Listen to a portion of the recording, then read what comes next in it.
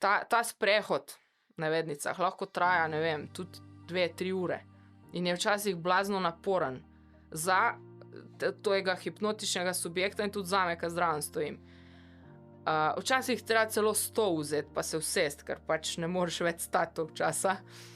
Ampak transformacija je pa nepredstavljiva.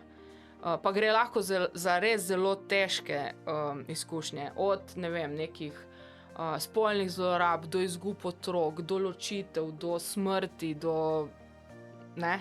Ampak samo ta odnos se spremeni, samo neke, človeku daš neke dodatne vire, ki jih takrat ni imel in jih potem dobi, in se vrne popolnoma drugačen.